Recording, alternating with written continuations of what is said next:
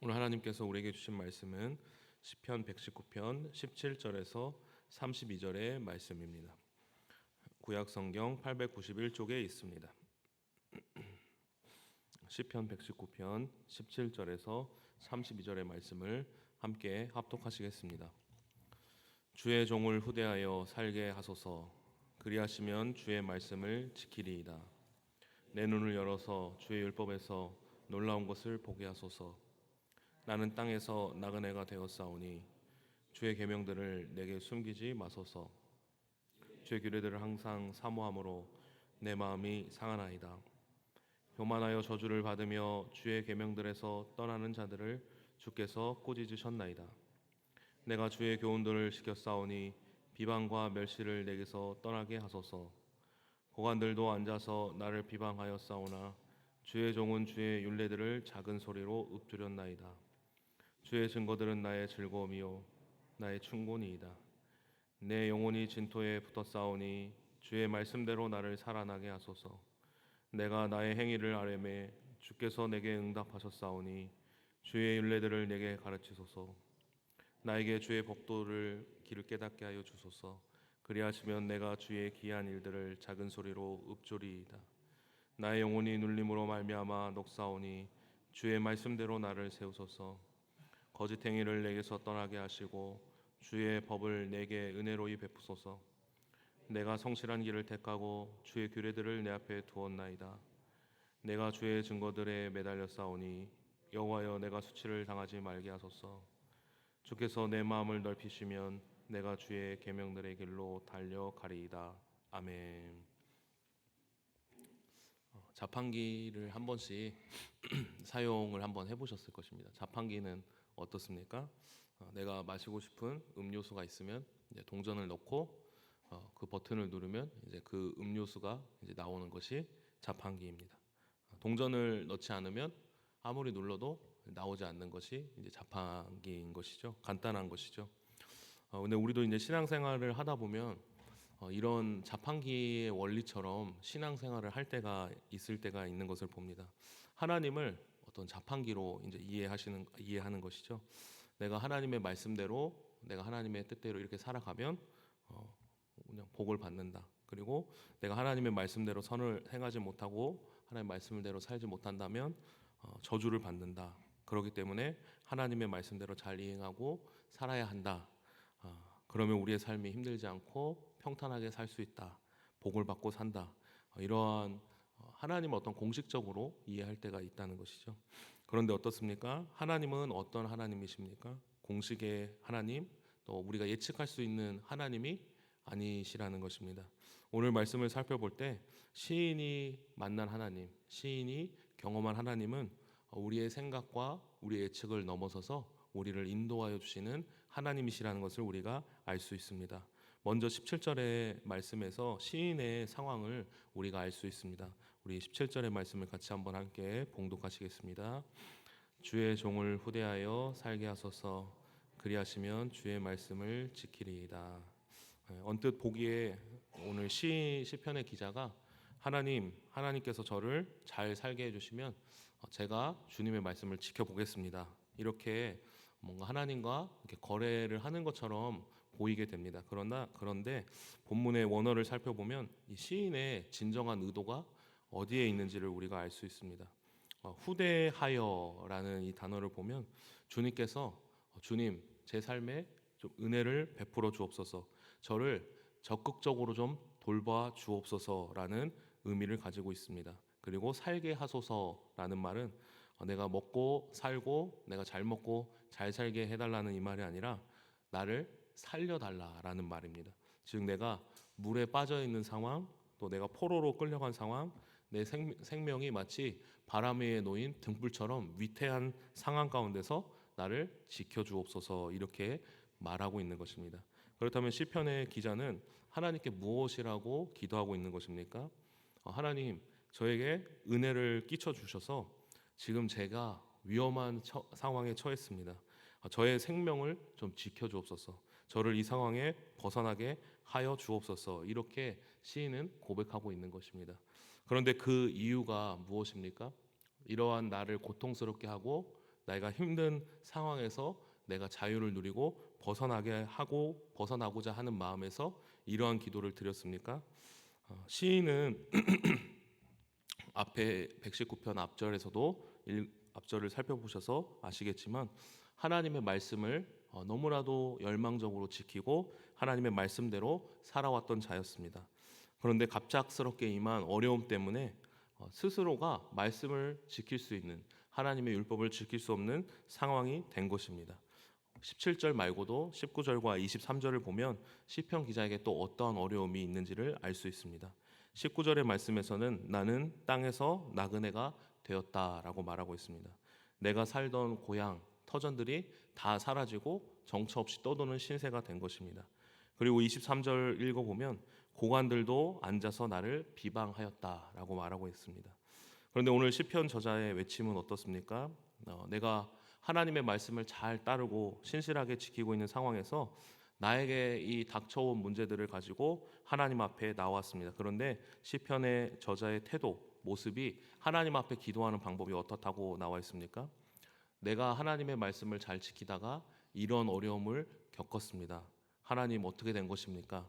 이렇게 따지는 것이 아니라 하나님, 제가 하나님의 말씀대로 신실하게 살다가 하나님의 말씀을 따라 살려고 했습니다. 그런데 하나님의 말씀대로 살지 못하는 상황이 닥쳐왔습니다. 주님, 다시 하나님의 말씀대로 저를 살 수 있도록 붙잡아 주옵소서. 하나님의 말씀이 제 인생에서 가장 소중합니다. 하나님의 뜻대로 사는 것이 가장 소중합니다.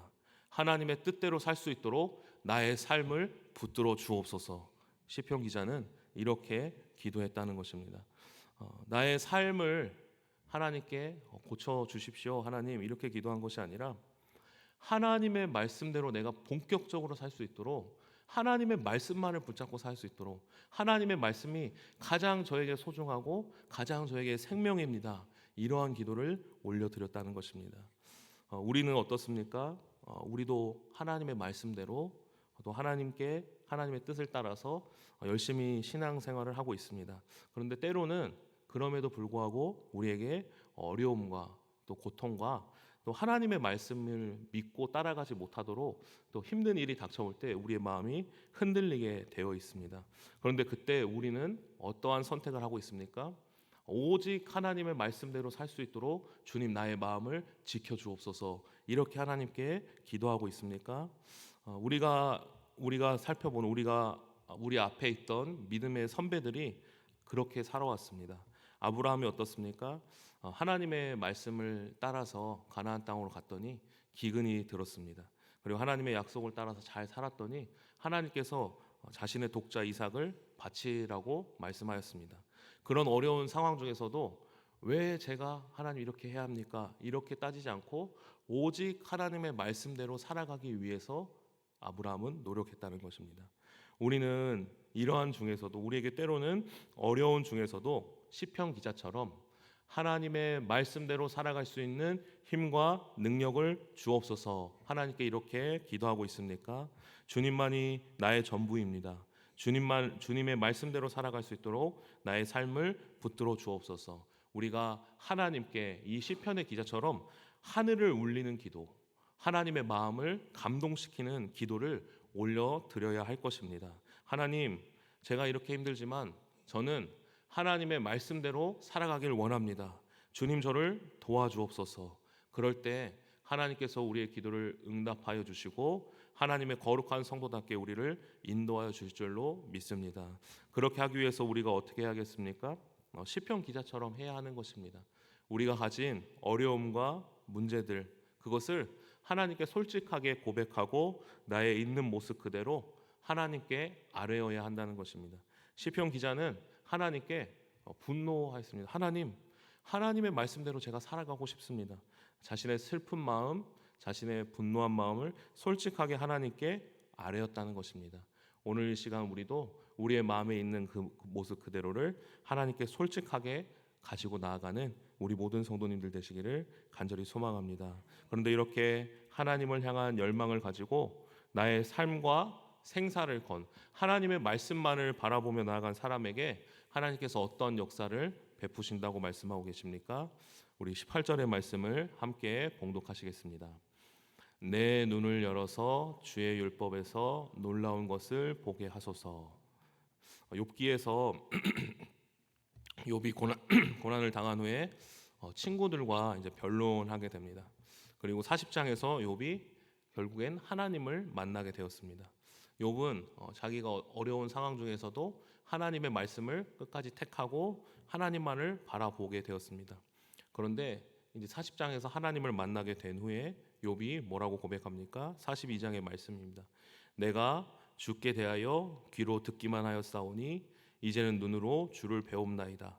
하나님을 만난 후에 욥은 하나님을 향한 전혀 새로운 만남, 어떤 어려움 중에서도 끝까지 하나님의 말씀을 사모한 사람에게 하나님께서 이전과는 다른 놀라우신 하나님의 은혜를 충만하게 부어주신다는 것입니다.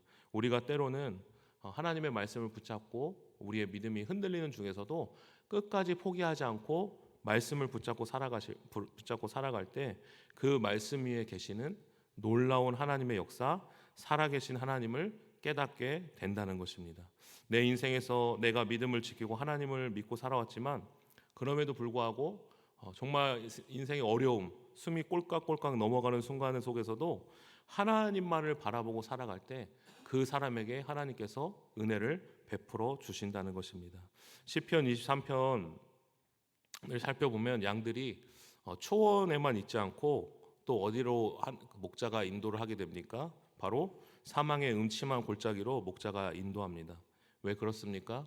사망의 음침한 골짜기를 넘고 그 죽음의 골짜기에서 훈련받은 양의 그 근육, 그리고 그 골짜기에서만 나는 약초를 먹은 양과 그리고 그냥 초원에서만 있었던 그 양, 그 쉼을 얻었던 그 양은, 그 두 양은 차원이 다른 양일 것입니다.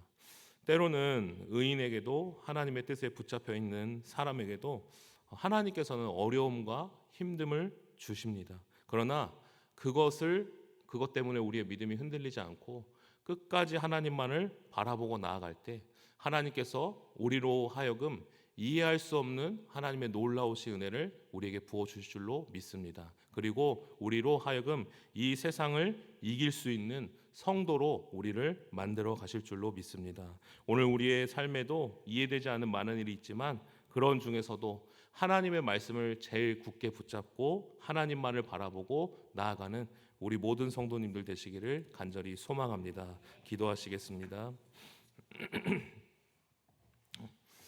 하나님, 어떤 상황 속에서도 주님의 말씀을 붙들고 살아가는 저희들 될 수 있도록 인도하여 주옵소서. 하나님의 말씀이 나의 가장 소중한 가치가 되게 하시고 하나님의 말씀대로 살아감으로 문제보다 크신 하나님을 만나고 경험하는 오늘 이 하루 될 수 있도록 인도하여 주옵소서. 예수님의 이름으로 기도합니다. 아멘. 다 함께 주님께서 가르쳐준 기도하겠습니다. 하늘에 계신 우리 아버지, 아버지의 이름을 거룩하게 하시며 아버지의 나라가 오게 하시며 아버지의 뜻이 하늘에서와 같이 땅에서도 이루어지게 하소서. 오늘 우리에게 일용할 양식을 주시고 우리가 우리에게 잘못한 사람을 용서하여 준 것 같이 우리 죄를 용서하여 주시고 우리를 시험에 빠지지 않게 하시고 악에서 구하소서. 나라와 권능과 영광이 영원히 아버지의 것입니다. 아멘. 이 시간 계속해서 기도하실 때 오늘 주신 말씀 붙들고 먼저 기도합니다. 어떤 상황 속에서도 하나님의 말씀을 붙들고 살아가는 저희들 될 수 있게 해달라고 기도합니다. 성령으로 충만하게 하셔서 오늘도 마땅히 기도할 바를 알게 하시고 이를 통해 모든 것을 합력하여 선을 이루시는 하나님을 경험할 수 있도록 한국교회에 성령의 새바람을 보내셔서 영적인 대각성이 일어나게 하시고 회복을 넘어 진정한 부흥을 경험할 수 있도록 북한 주민들의 주체 사상으로부터 벗어나게 하시고 김정은 3대 우상 체제가 무너지게 하시고 정치와 경제를 주님께서 붙잡아 주시도록 또 위정자들에게 하나님을 경외하는 마음과 문제를 해결할 수 있는 지혜를 주시도록 이 땅의 위정자들이 서로 협력하여 국민들을 위해 봉사하게 하시며 공의와 정의로 나라를 다스릴 수 있도록 이 시간 주님의 도우심을 간구하며 함께 기도하겠습니다. 하나님 아버지,